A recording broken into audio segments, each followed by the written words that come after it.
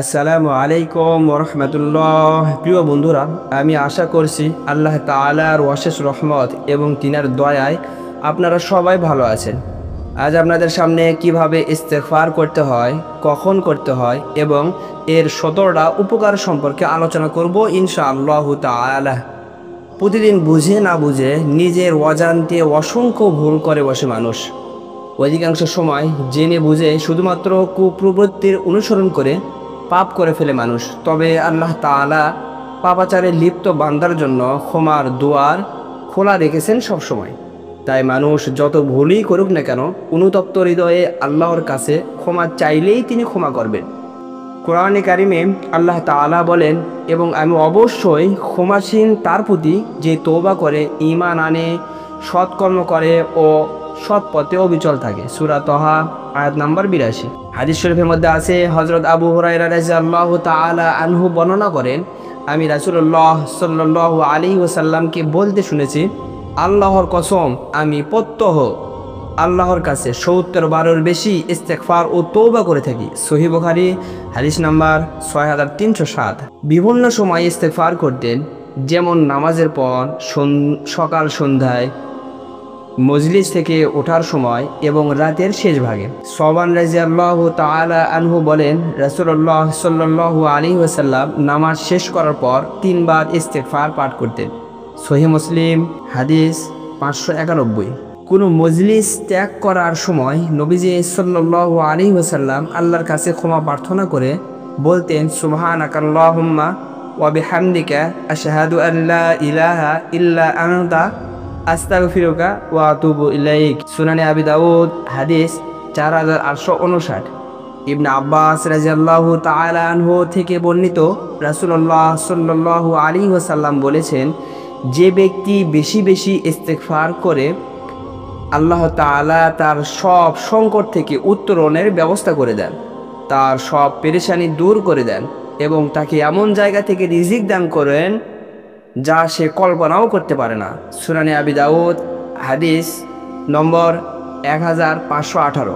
হযরত উবাদা বিন সামিত রাদিয়াল্লাহু তাআলা আনহু বলেন, রাসূলুল্লাহ সাল্লাল্লাহু আলাইহি ওয়াসাল্লাম বলেছেন, যে ব্যক্তি রাতে ঘুম থেকে জাগার পর এই দোয়া পাঠ করে বা এই ইস্তেগফার পাঠ করে, লা ইলাহা ইল্লাল্লাহু ওয়াহদাহু লা শারীকা লাহু লাহুল মুলকু ওয়া লাহুল হামদু ওয়া হুয়া আলা কুল্লি শাইইন কাদির, আলহামদুলিল্লাহি ওয়া সুবহানাল্লাহ ওয়া লা ইলাহা ইল্লাল্লাহু আল্লাহু আকবার ওয়া লা হাওলা ওয়া লা কুওয়াতা ইল্লা বিল্লাহ।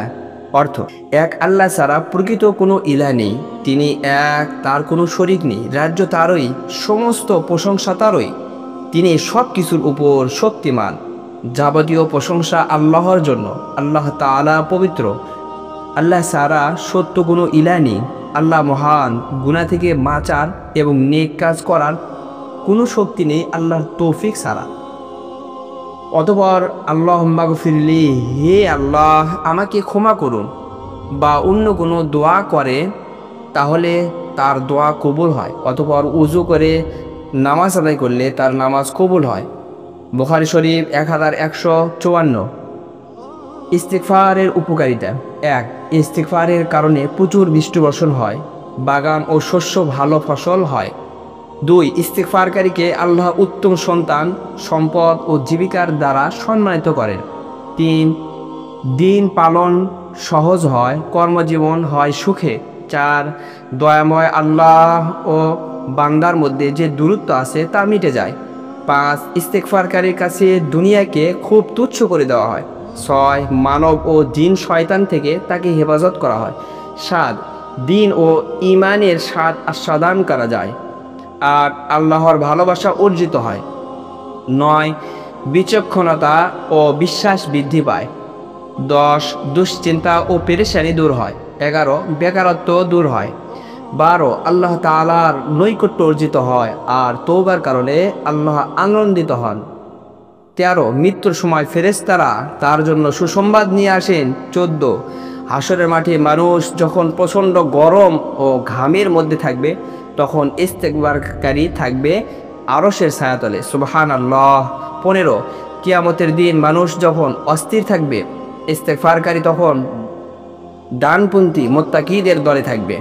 16 মন্দ কাজ থেকে বেঁচে থাকা যায়। 17 আরশ বহনকারী ফেরেশতারাও তার জন্য দোয়া করেন।